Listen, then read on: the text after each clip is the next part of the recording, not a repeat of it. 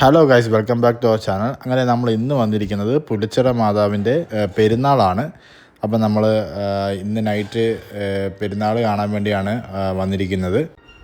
അത്യാവശ്യം നല്ല ജനത്തിരക്കുണ്ട് കേട്ടോ. ഇവിടെ നമുക്ക് ജാതിഭേദ മതമന്യേ ഒരുപാട് പേര് നമുക്ക് ഈ ഒരു ചർച്ചിൽ വരികയും പ്രാർത്ഥിക്കുകയും അതുപോലെ തന്നെ കാര്യങ്ങൾ നേടുകയും ചെയ്യുന്നുണ്ട്. അത് ഞങ്ങളും വരുന്നുണ്ട്. ഞങ്ങളും എല്ലാ ചൊവ്വാഴ്ചയും ഞങ്ങൾ ഇവിടെ ഒരു ചർച്ചിൽ വരികയും പ്രാർത്ഥിക്കുകയും ചെയ്യുന്നതാണ്. നമ്മുടെ ഈ ചർച്ചിനൊരു ചരിത്രമുണ്ട് കേട്ടോ. കൊല്ലം രൂപതയിലെ പ്രഥമ മരിയൻ തീർത്ഥാടന കേന്ദ്രമാണ് പുലിച്ചിറ പള്ളി എന്ന് പറയുന്നത്. നമ്മുടെ തോമാസ് ലീയുടെ ശിഷ്യന്മാരാണ് ആദ്യ നൂറ്റാണ്ടിൽ ഇവിടെ പള്ളി സ്ഥാപിച്ചത്. 16-ാം നൂറ്റാണ്ടിൻ്റെ ആരംഭത്തിൽ അറബിക്കടലിൽ കപ്പലപകടത്തിൽ നിന്നും രക്ഷപ്പെട്ട പോർച്ചുഗീസ് നാവികർ നന്ദി സൂചകമായി തങ്ങളുടെ കൈവശമുണ്ടായിരുന്ന മാതാവിൻ്റെ രൂപം പെട്ടിക്കുള്ളിലാക്കി കടലിലൂടെ ഒഴുക്കി വിടുകയും അത് എവിടെ ചെന്ന് ചേരുന്നുവോ അവിടെ ഒരു ദേവാലയം നിർമ്മിക്കാമെന്ന് നേർച്ച നേരുകയും ചെയ്തു. ഈ അത്ഭുത സ്വരൂപമാണ് പുലിച്ചിറ കായൽ തീരത്ത് AD 1520 ഒഴുകിയെത്തുകയും അന്നുണ്ടായിരുന്ന ചെറിയ ദേവാലയത്തിൽ പ്രതിഷ്ഠിച്ചതും. ഇതറിഞ്ഞ് പോർച്ചുഗീസുകാർ പുലിച്ചിറയിലെത്തി AD 1572 ദേവാലയ നിർമ്മാണം പൂർത്തിയാക്കി മാതാവിൻ്റെ സ്വരൂപം സ്ഥാപിച്ചു.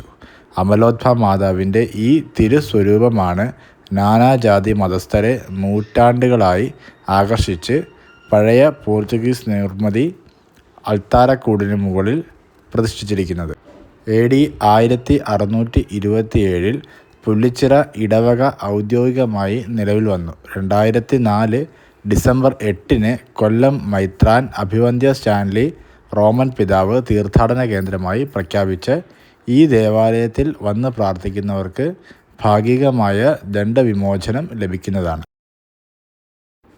ഇവിടുത്തെ പ്രധാനപ്പെട്ട നേർച്ചകളാണ് പാളയം കയറും, തൊട്ടിൽ, മുത്തുക്കുട, പട്ട്, ഉപ്പും കുരുമുളകും. ഇതിൽ പ്രധാനമായിട്ടുള്ളതാണ് പാളയം കയറും. ഇപ്പം ഞാൻ ഇവിടെ നിൽക്കുന്ന ടൈം ഏകദേശം രാത്രി 11 മണിയാണ്. ഈ ഒരു ടൈമിൽ നിങ്ങൾക്ക് കാണാൻ പറ്റും പാളയം കയറുമായിട്ട് ആ ഒരു ക്യൂ നമുക്കുണ്ട്. അത് മാതാവിൻ്റെ ഫ്രണ്ടിൽ കൊണ്ട് വയ്ക്കാൻ വേണ്ടിയിട്ടുള്ള ആ ഒരു തിരക്കാണ്, അല്ലെങ്കിൽ ആ ഒരു ക്യൂ ആണ് ഇപ്പം അവിടെ നിന്നത് കണ്ടത്.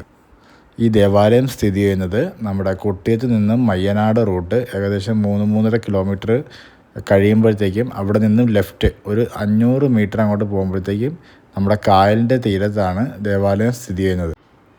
ഇവിടെ ഒരു പോസിറ്റീവ് വൈബാണ് നമുക്ക് എപ്പം വന്നു കഴിഞ്ഞാലും.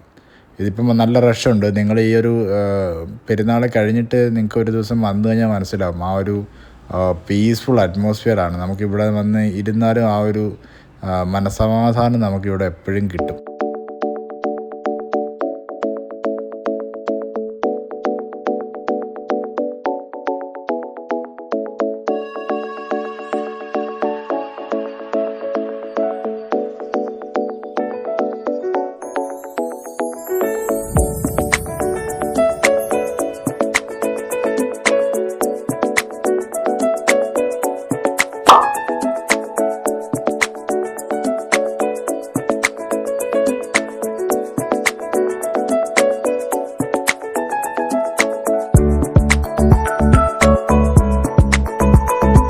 അപ്പോൾ ഗൈസ്, ഈ ഒരു വീഡിയോ നിങ്ങൾക്ക് എല്ലാവർക്കും ഇഷ്ടപ്പെട്ടെന്ന് കരുതുന്നു. ഇഷ്ടപ്പെട്ടാൽ ലൈക്ക് ചെയ്യുക, ഇഷ്ടപ്പെട്ടെങ്കിൽ ഡിസ്ലൈക്ക് ചെയ്യുക, ഷെയർ ചെയ്യുക, സബ്സ്ക്രൈബ് ചെയ്യുക. ഓക്കെ, മറ്റൊരു വീഡിയോയിൽ വീണ്ടും കാണാം. താങ്ക്